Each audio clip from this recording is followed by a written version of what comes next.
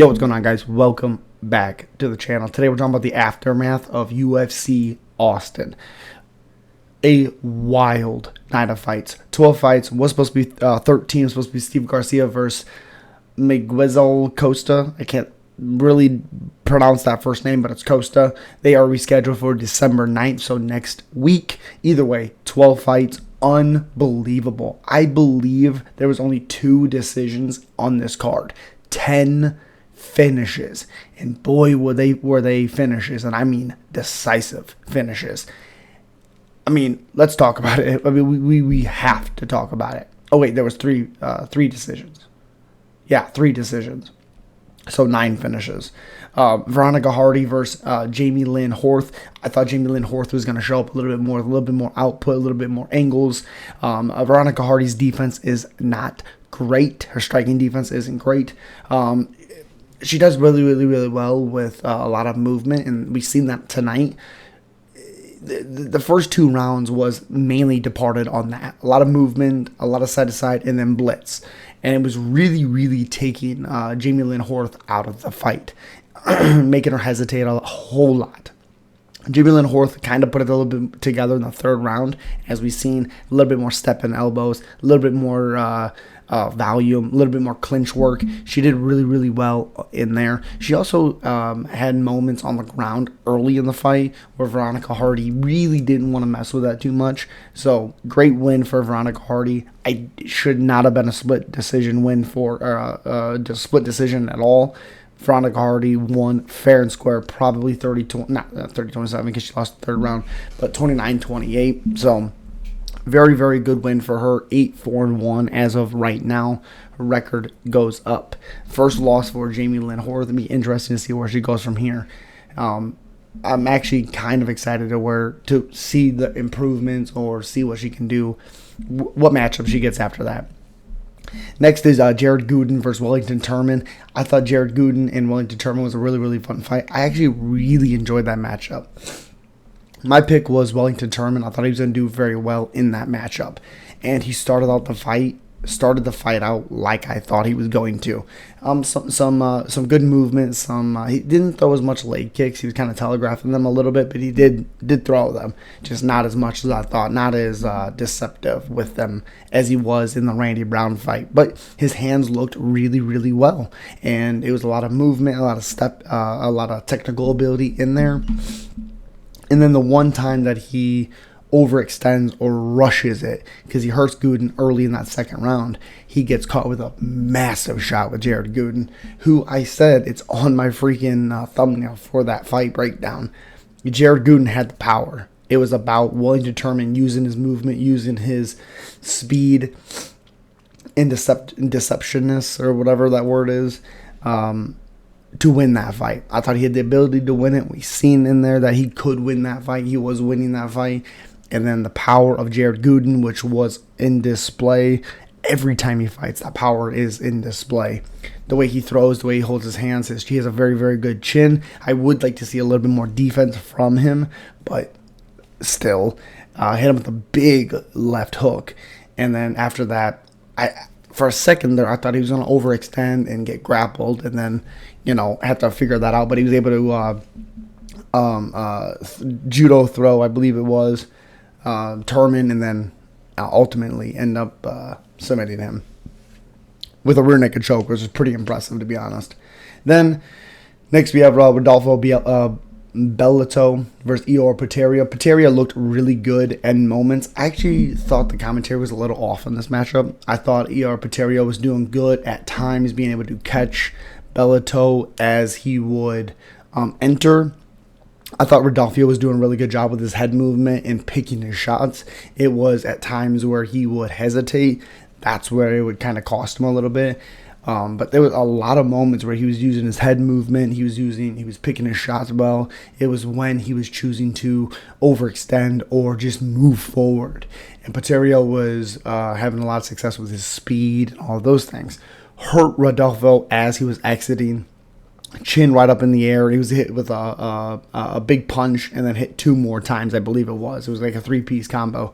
And I still don't know how Rodolfo was able to eat all that Eeyore got tired, which not shocked at all. And then just kind of, as soon as Bellator was able to get him down to the ground, he absolutely mauled Eeyore, Falls to 20-5. I think that record is a little inflated. I don't think he fights like a guy that's 20-5, to be honest.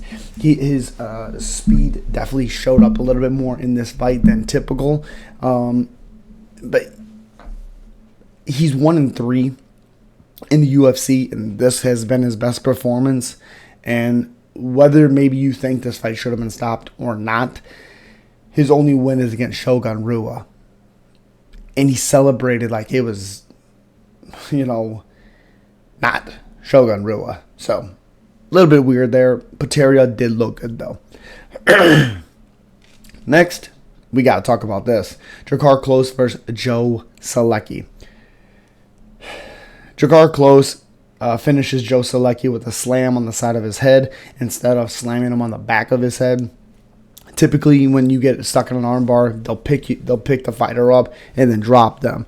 What Drakkar Klose was able to do was pick him up like this and then drop him instead of like this. So it was pretty impressive by Drakkar Klose to be in the moment enough to slam him like he did. I thought Solecki was doing good work. I thought he was grappling well, like I thought he was going to. Who knows how that fight turns out if he doesn't slam him. But great win for Klose. He just needs to be more active. He's 35 years old. We need to get going. I mean, come on. Next is Cody Brundage versus Zach Reese. I thought Zach Reese was doing well. Did get caught with a big right hand early, but Zach Reese was still doing pretty well. I thought the technical ability on the feet was doing decent. But again, he did get caught pretty early. Cody Brundage got stuck in a triangle very early. It was like 1 minute and 40 seconds into the first round. So I thought that was pretty interesting to see Reese lock that triangle up like he did. And then Cody Brundage was able to pick him up and slam him and then finish him with some follow-up punches. This win does not mean Cody Brundage is good. This does not mean that he's back. That this is a protected. He protected his job. This is a win. Be like, okay, I won. I have two wins in a row now. I can keep fighting in the UFC. The winning the way he did against Jacob Malkoun in his last one, which didn't deserve to win that. I need to see more from Cody Brundage. I mean, congratulations. You slammed him. You won. Okay. Sure, whatever. Next is probably the shocker of the night, to be honest. Miesha Tate versus Julia Avila. Julia Avila. Miesha Tate absolutely dominated. She improved her record to 20-9. Julia fell to 9-3. Miesha Tate looked like old Miesha Tate, or I guess younger Miesha Tate. I mean, her ground game looked awesome. Didn't need to do much striking because that's where Julia was really, really good, is in that striking department. Miesha Tate's grappling looked incredible. Gets a rear naked choke, but basically in her mouth, it was wild. Julia did not like that. It hurt really bad. You could see that it did. And Miesha Tate looked incredible. Absolutely incredible. Next, we have Dustin Stoltzfus versus Punahele Soriano. Soriano falls to 9-4. Dustin Stoltzfus rises to 15-5 with a much-needed win in the UFC. I believe he only has one. This is his second win in the UFC. Did get into the UFC by slamming Joe Pyfer and breaking his, it was like an elbow injury. He smushed it.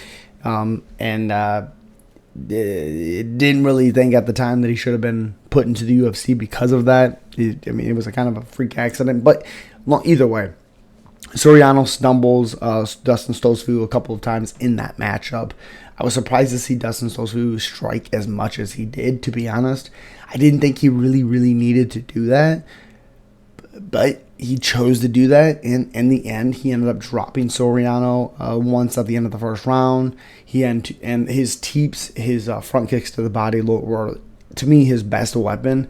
And it was started to drain Soriano more and more and more. You could see it as the fight was going. It was draining Soriano.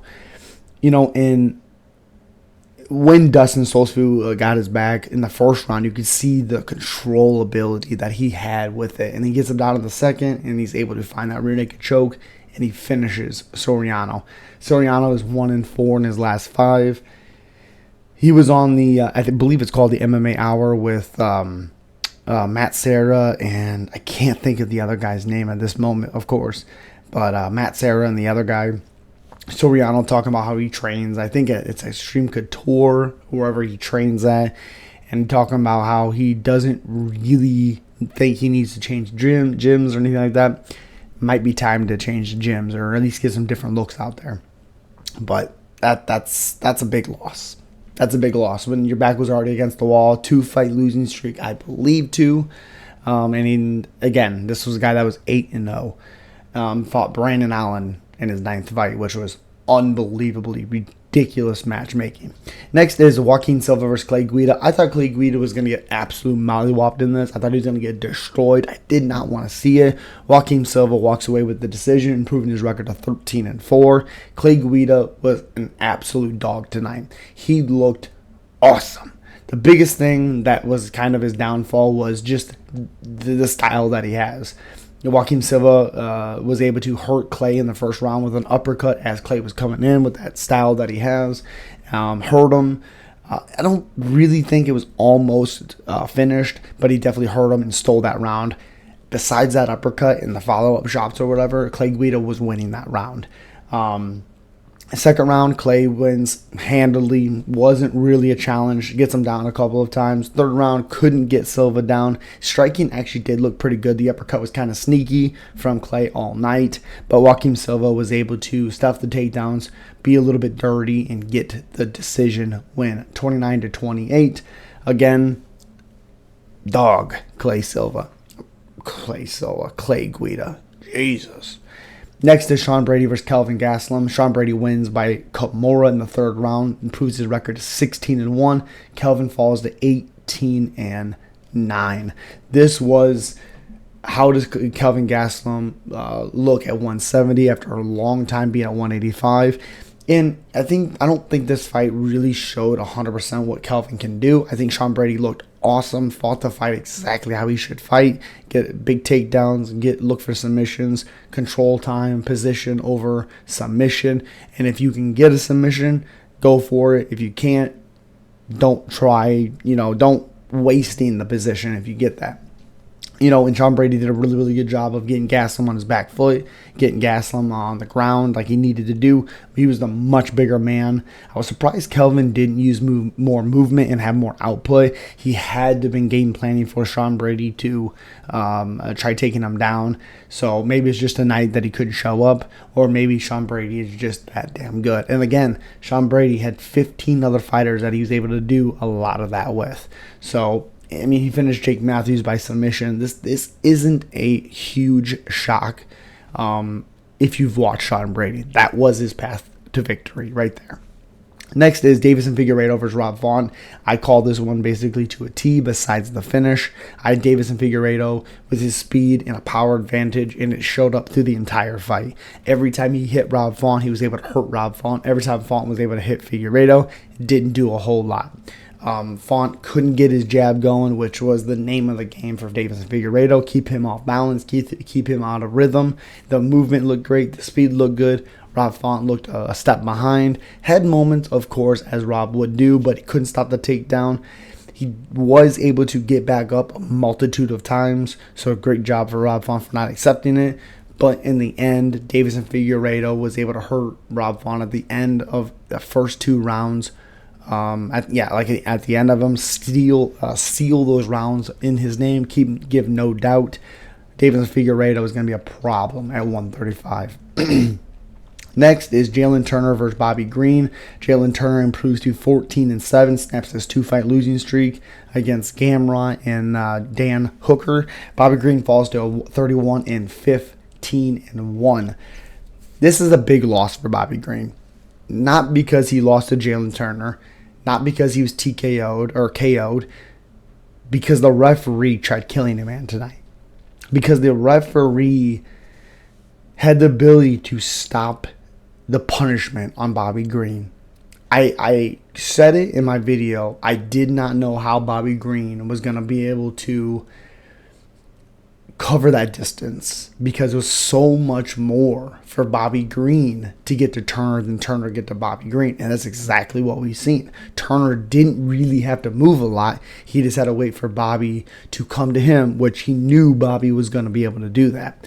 The referee did an absolute chef's cut on this matchup. This was a terrible finish already, when Jalen Turner did a very good job on connecting on Green and not letting Green recover and finishing him. He's only the third person in Bobby Green's career to win by TKO or KO against him. Drew Dober, Dustin Poirier, and now Jalen Turner. It sucks to see Bobby Green get knocked out, but what really sucks is to see Bobby Green's life get changed forever. That's what that knockout was. You don't believe me? Go watch it for yourself. Have someone do that to you. Have someone knock you out, hit you more times, wake you up, hit you more times, put you back down, hit you more times, wake you up, hit you more times, have you back down. It's life-changing. It's life-altering. It's career-changing. It's career-altering. We may never see Bobby Green the same again. Bullshit stoppage. Sorry for my language. Next is Arman Tsarukyan versus Beneil Dariush.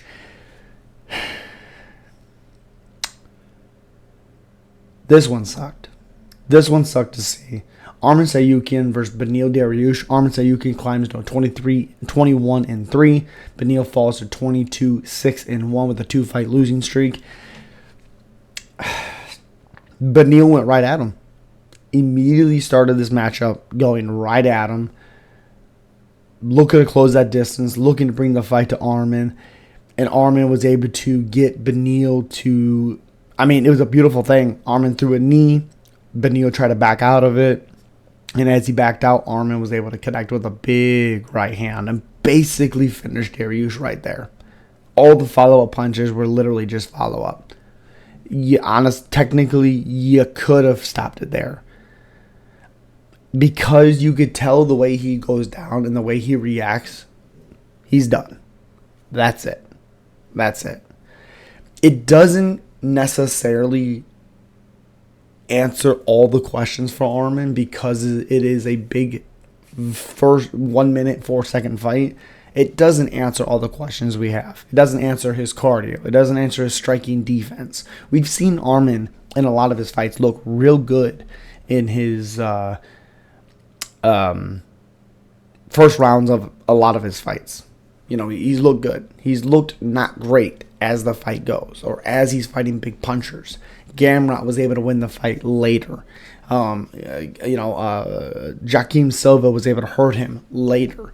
And honestly, Kelvin took down Joaquim Silva quicker than Arman took him down, because a lot of that he was trying to play that striking game with him, and that's how he got hurt or whatever. But Beneil Dariush, Bobby Green, it might be time to retire. And that sucks. That really, really sucks. Bobby Green has had a storied career, made one last run. I don't want to see Bobby Green even think about fighting for about a year. And at that, it might be time to call it quits. I don't want to see it again. I don't want to see it. Awful.